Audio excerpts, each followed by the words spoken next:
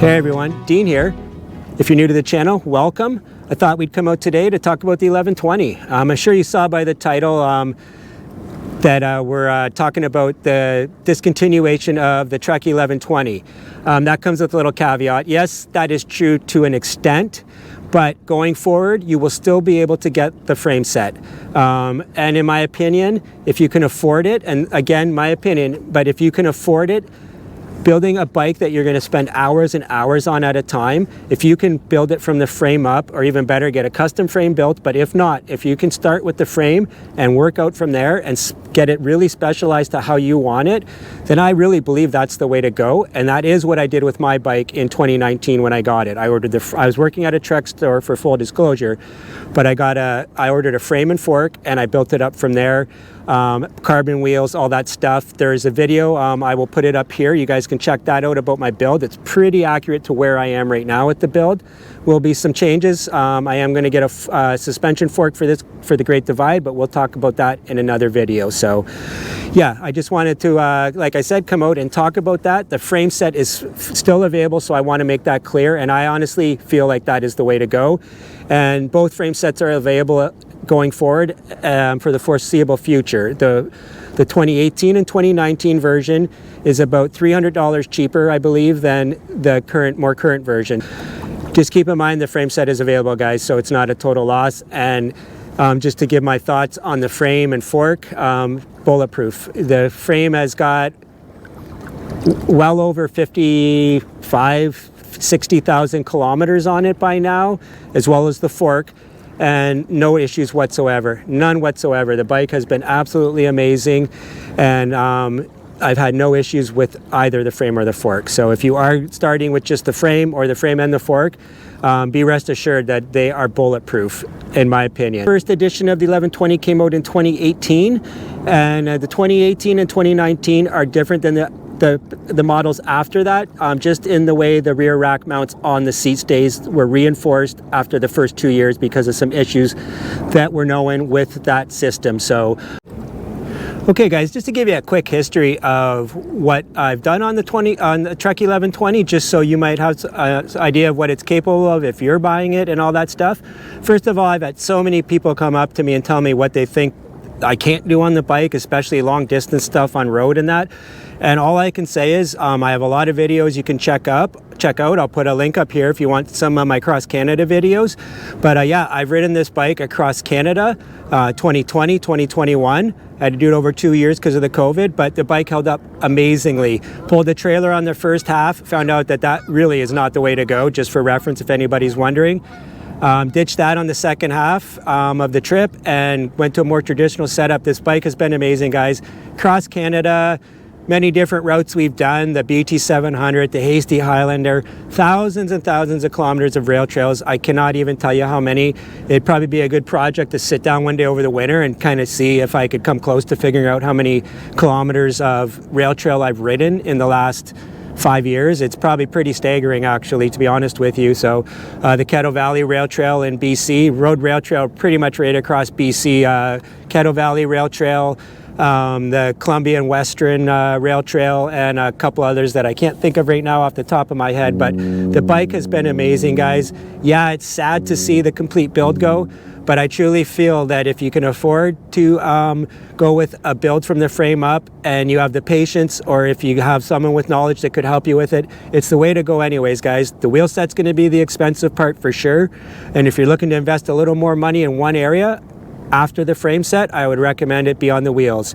They are very important and can make a huge difference, not just in weight, but in rolling performance, vibration dampening, and all that stuff. I'm running carbon wheels, don't necessarily have to have carbon, but would highly recommend that if that's where you're going to spend any money after the frame set, it'd be on the drivetrain, on the wheel set.